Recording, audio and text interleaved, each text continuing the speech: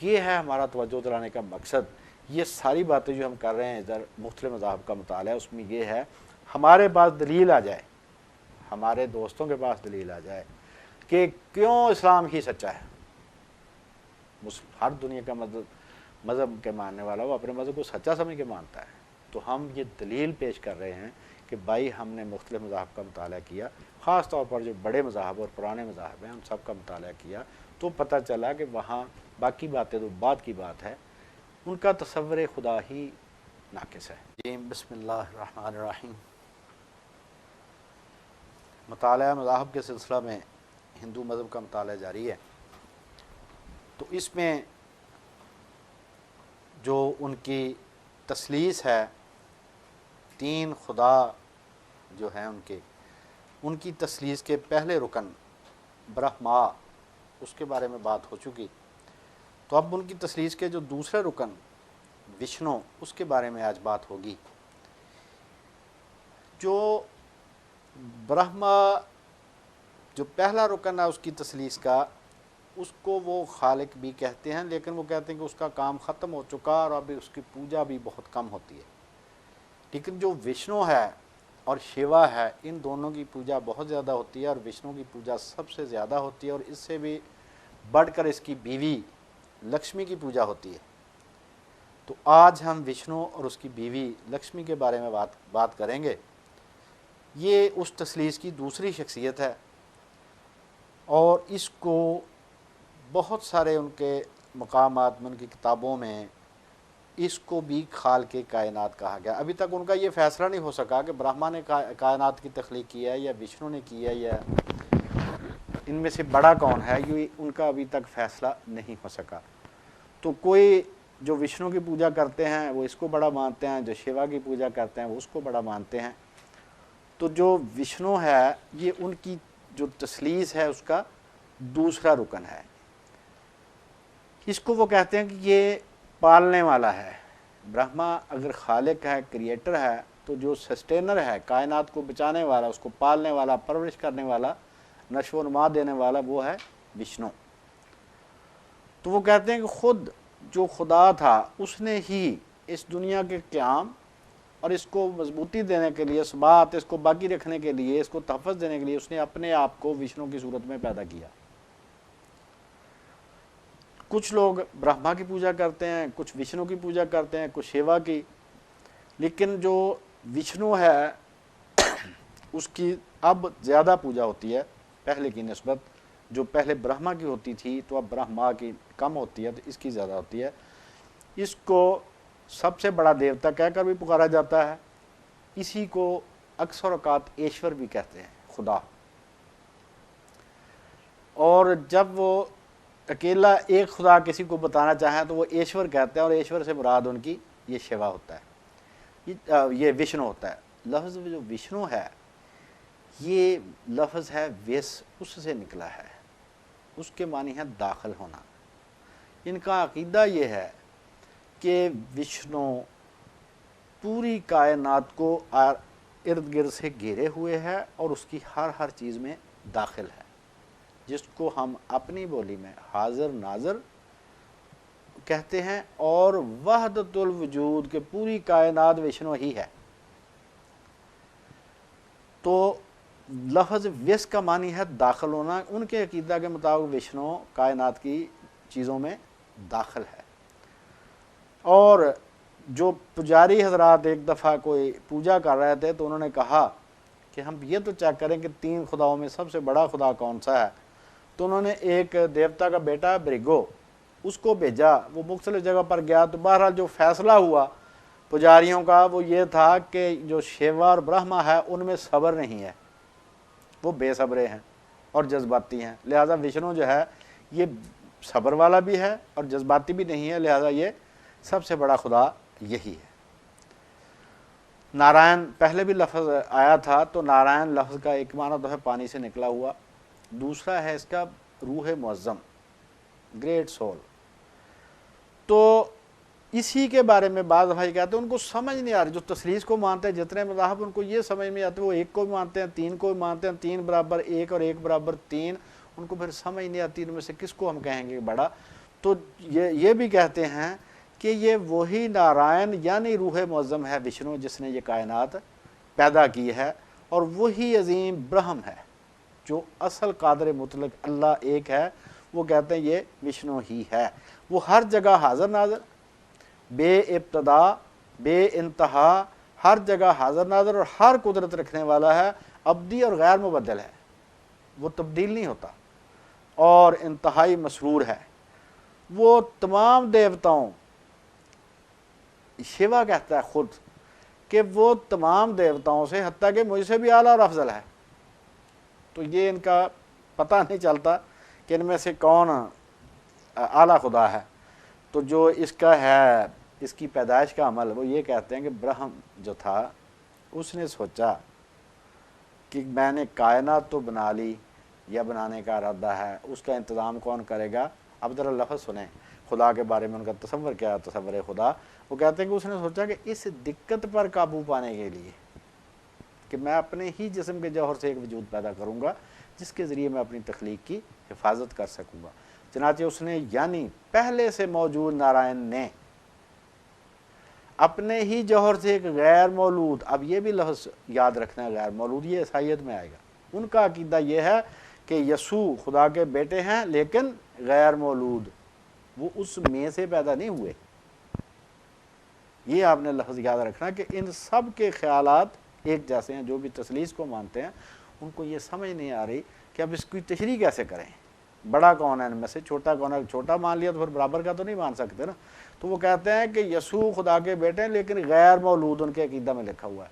تو یہ بھی کہتے ہیں کہ چنانچہ اس نے یعنی پہلے سے موجود نارائن خدا نے اپنے ہی جوہر، اپنے ہی میٹیریل سے ایک غیر مولود جو عورت سے پیدا نہیں ہوا، جو کسی ماں سے پیدا نہیں ہوا، ایک غیر مولود الوہیاتی صورت تخلیق کی، خدائی صورت بنائی، اور اسے اس طرح دعائے خیر اور برکت دی۔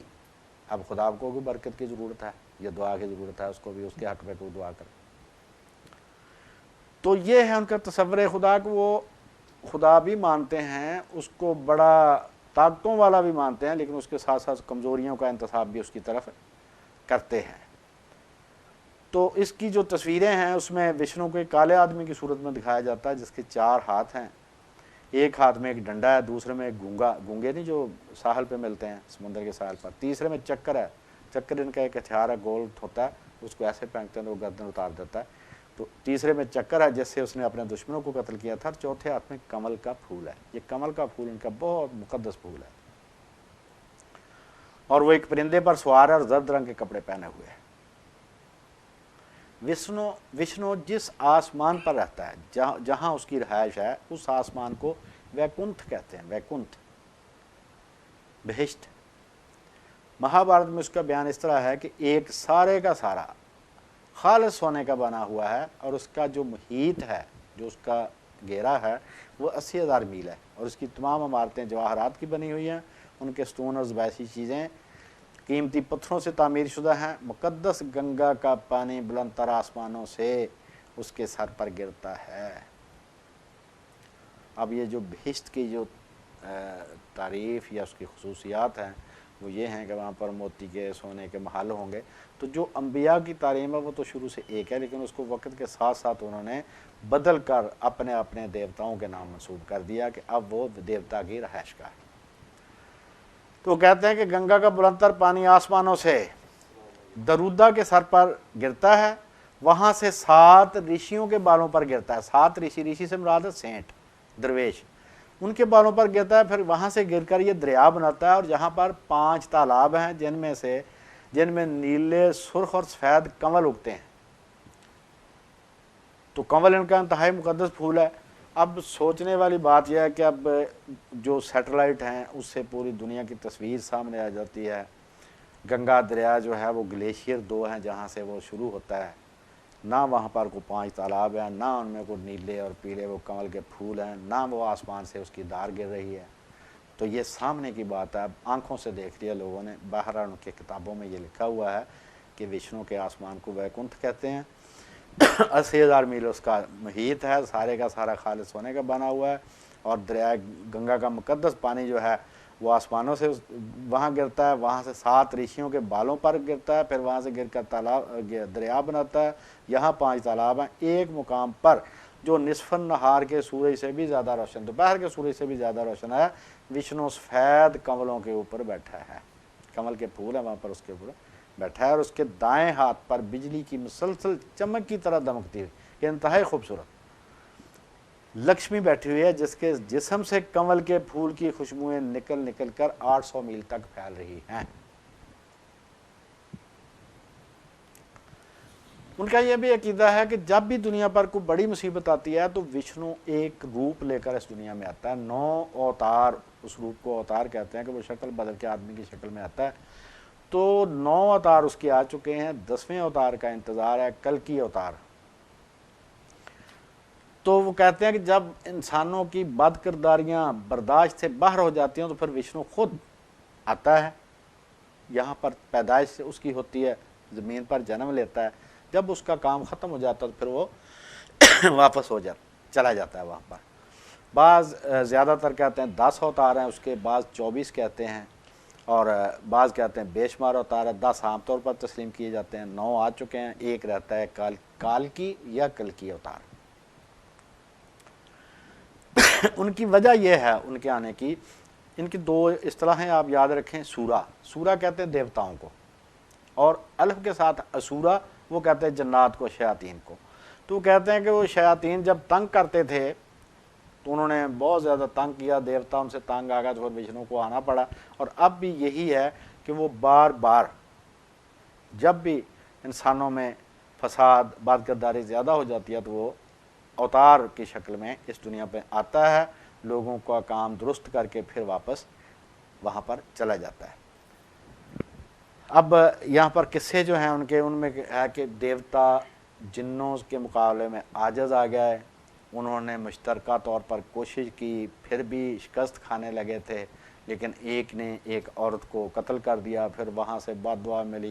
ایسے مزیدار ہیں ان کے، اور ان کی ایک ریاضت سن لیں کہ جو شیاطین کا سردار تھا شکر، اس نے کہا کہ میں ریاضت ہی ایسی کروں گا، میں مجاہدہ ایسا کروں گا کہ خدا مجبور ہو جائے گا مجھے طاقت دینے کے لیے۔ اور ان کے ہاں یہ ہے کہ اگر کوئی آدمی وہ مجاہدہ کر لے، کوشش کر لے، محنت کر لے عبادت میں، تو خدا مجبور ہو جاتا ہے اس کو طاقت دینے کے لیے۔ تو اس نے ریاضت جو کی، اس کی ایک مثال سن لیں کہ توڑی جس کو پنجابی میں کہتے ہیں بھوسا، اس کا دھواں سب سے تکلیف دہ ہوتا ہے، تو اس دھوئیں میں 1000 سال تک الٹا لٹک کر اس نے عبادت کی، تو پھر جو ہے جو شیوا، جو تیسرا خدا ہے ان کا، وہ اتنا خوش ہوا کہ اس نے اسے کئی فضیلتیں بخش دیں، کئی دیوتاؤں پر برتری حاصل ہو گئی اسے۔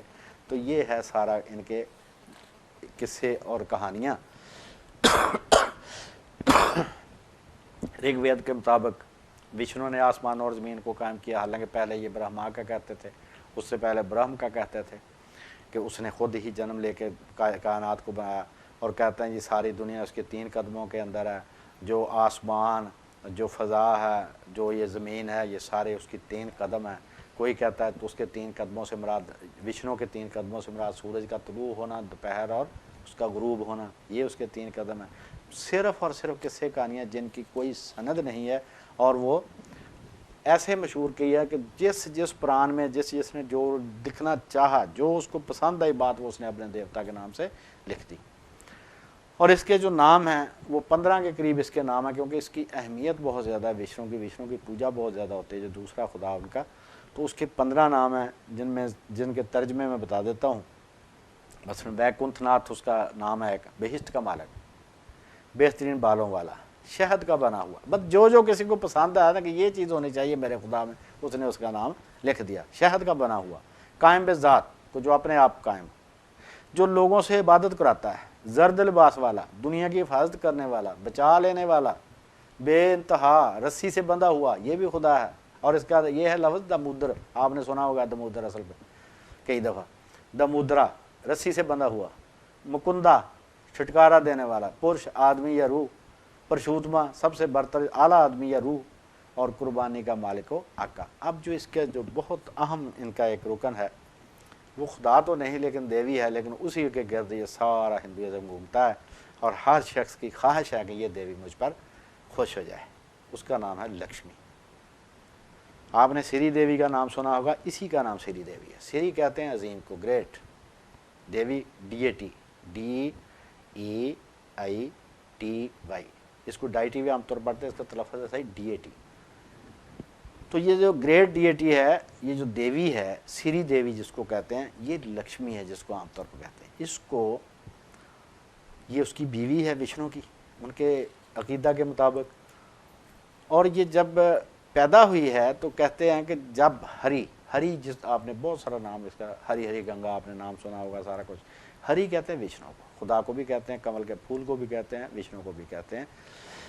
جب اس نے بونے آدمی کی شکل میں اس نے اوتار لیا، اس کی شکل میں یہ دنیا میں آیا، تو لکشمی کمل کے پھول سے پدما یا کملا بن کر ظاہر ہوئی۔ اب جو جتنے ان کے نام ہیں خواتین کے، ہندو خواتین کے، وہ آپ کو پتہ چلتا جائے گا یہ دیویوں کے نام ہیں نا۔ تو اس وقت جب کہتے ہیں کہ جب وہ رام چندر کی شکل میں آیا تو اس وقت یہ سیتا بن کے آئی، جب وہ کرشن بن کے آیا تو یہ رکمنی تھی۔ جتنی اس کے تنزیلیں ہیں، جتنے اس کے اوتار ہیں، جتنے روپ لے کے وہ اس دنیا میں آیا، اتنی ہی دفعہ مختلف یہ ناموں کے ساتھ اس کی بیوی کے طور پر دنیا میں یہ بھی آتی رہی ہے۔ اور اس کی جو صفات بیان کی گئی ہیں ان کو اس طرح بیان کرتے ہیں کہ وہ حاضر و ناظر، سب سے پہلے تو یہ وشنو بھی حاضر و ناظر اور یہ بھی حاضر و ناظر۔ وہ کہتے ہیں کہ سری وشنو کی بیوی دنیا کی ماں ابدی ہے، ہمیشہ رہنے والی ہے، لاز والا، اس کو زوال نہیں، چونکہ وہ سب پر محیط ہے اس لیے وہ حاضر و ناظر ہے۔ اور وہ کہتے ہیں کہ جو بھی ظاہر میں نظر آتا ہے اس کا جو باطنی معنی ہے، جو اس کی اصلیت ہے، وہ یہ سری دیوی ہے۔ وہ کہتے ہیں کہ وشنو اگر معنی ہے تو وہ تقریر ہے، وہ دانائی ہے تو یہ حکمت ہے، وہ سمجھ بوجھ ہے تو سری ذہانت ہے، وہ نیکی ہے تو یہ خلوص عبادت ہے، سری زمین ہے تو ہری اس کا سہارا ہے۔ مطلب ہر لحاظ سے یہ اتنی اہم ترین ہے کہ جس کا سب دیویوں میں سب سے زیادہ جس کا انتظار ہوتا ہے ان کو کہ کسی طرح سے لکشمی میرے گھر آ جائے، کیونکہ یہ دولت کی دیوی ہے۔ اب یہ کہتے ہیں کہ یہ سمندر کو جب بلویا نہ کہتے ہیں پنجابی میں، رڑکنے کو، جو مدانی سے رڑکتے ہیں نا اس کو بلونا کہتے ہیں اردو میں، تو کہتے ہیں جب اس کو بلویا سمندر کو تو اس میں سے جو نکلا ان میں سے ایک یہ بھی تھی، سری دیوی بھی تھی۔ تو وہ کہتے ہیں کہ ایک بہت بڑا درویش رشی، درواس اس کا نام تھا، اور وہ خدا کا حصہ تھا۔ اب آپ کو اندازہ ہوتا جائے گا کہ جو ہمارے یہاں خیالات ہیں کہ ولی کا مرتبہ نبی سے بھی زیادہ ہوتا ہے، ہاں جی، اور حضرت موسیٰ جو جس کے پاس گیا تھا وہ ولی تھے۔ تو اب آپ کو سارے خیالات کی جڑ پتہ چلتی جائے گی کہاں سے بات چلی ہے۔ کہتے ہیں ایک بہت بڑا درویش رشی درواس، وہ شیوا کا حصہ تھا، وہ سفر پر جا رہا تھا، اسے راستے میں ایک آسمانی حور ملی جس کے ہاتھ میں نہایت خوشبودار پھولوں کا ہار تھا۔ اس نے یہ ہار اسے مانگا، درویش نے مانگا تو اس نے اسے دے دیا، اور درویش اتنا بڑا تھا کہ وہ اس ہار کی خوشبو سے ہی مست ہو کے ناچنے لگا، اتنا کنٹرول تھا اس کو اپنے اوپر نا۔ اتفاق سے اندر دیوتا، وہ بھی ہاتھی پر سوار ادھر سے گزر رہا تھا، اس نے طاقتور دیوتا کو خوش کرنے کے لیے درویش نے اندر کو ہار دے دیا۔ وہ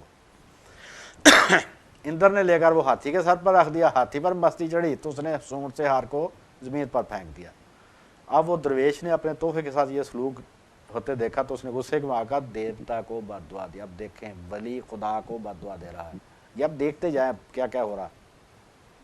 اس نے دیوتا کو بد دعا دی کہ تمہاری سلطنت تباہ ہو جائے۔ اس وقت سے اندرا کی سلطنت کو زوال آنا شروع ہو گیا۔ اب سوچنے والی بات ہے کہ وہ کون سا خدا ہے جو ولی کی بد دعا سے اپنی سلطنت کے زوال۔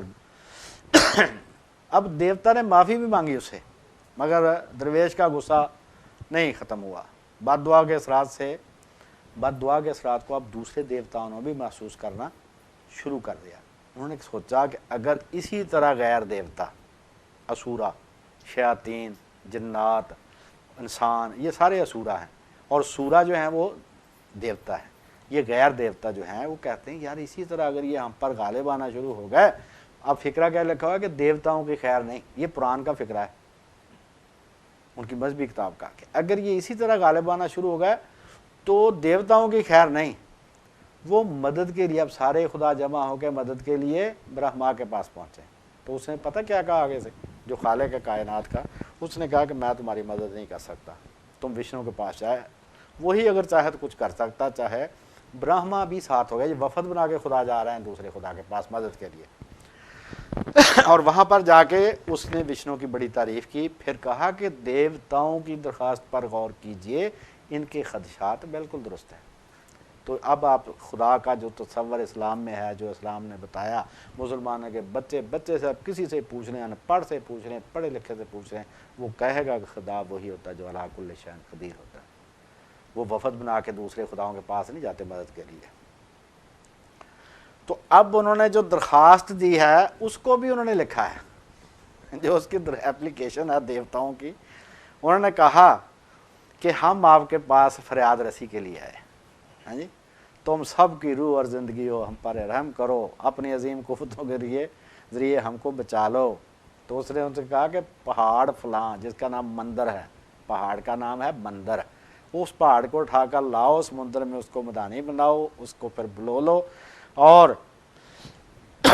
اس میں سے پھر انہوں نے جو جوڑی بوٹیاں بھی اٹھا کے سمندر میں ڈال دیں.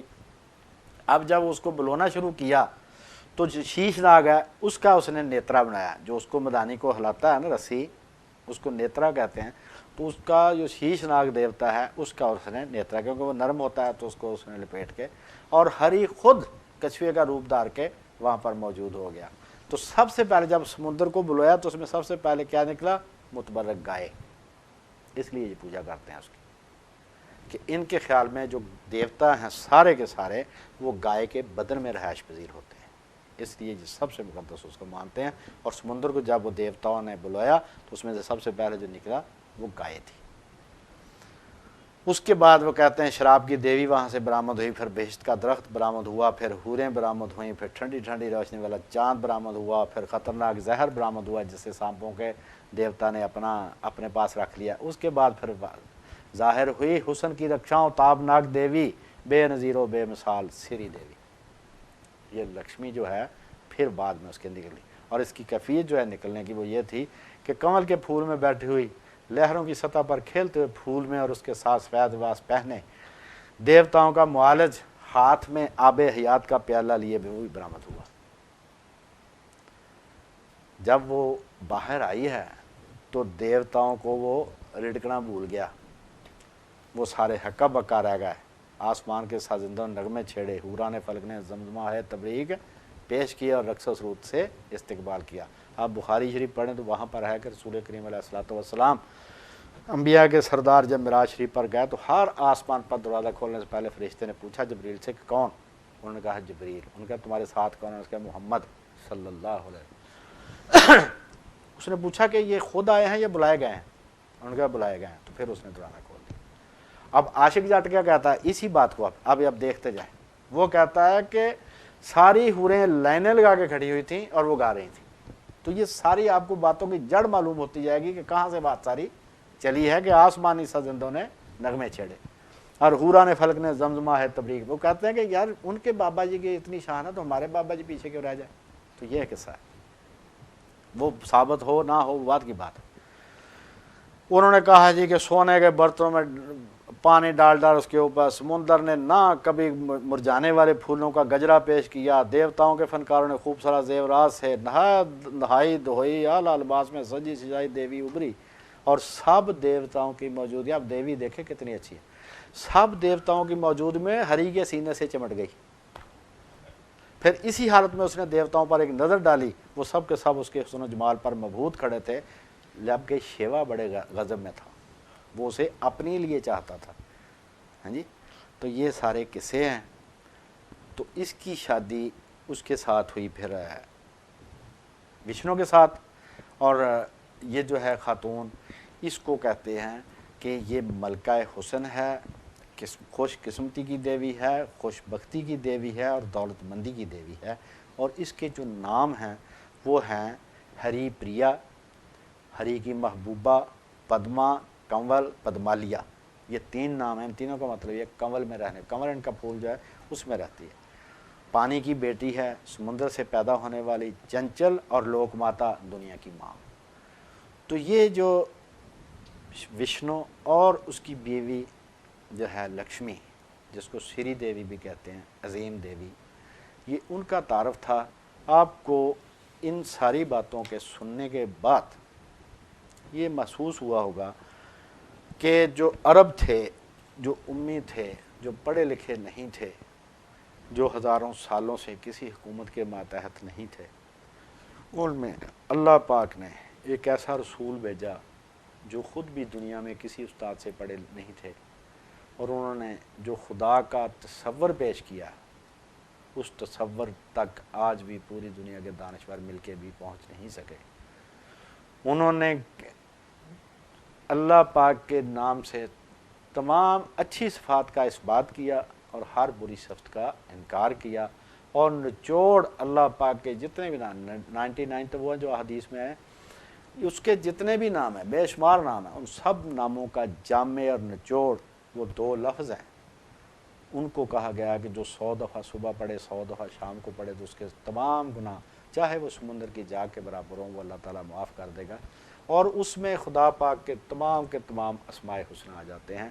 سبحان اللہ و بحمدہ.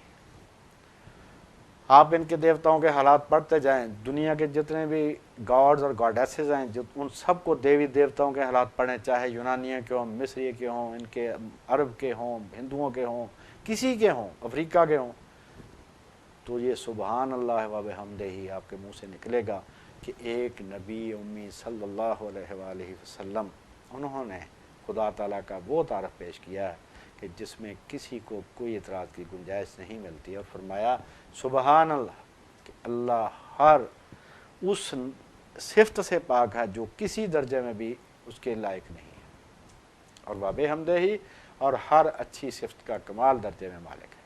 تو آپ جو دیکھتے جائیں کہ اتنے پڑھے لکھے، مطلب ہندو جو کہتے تھے مسلمانوں کو کہ تم جو مرضی کر لو، تمہیں حساب ریاضی کے تم نہیں جان سکتے ریاضی، یہ ہمارا صرف کام ہے.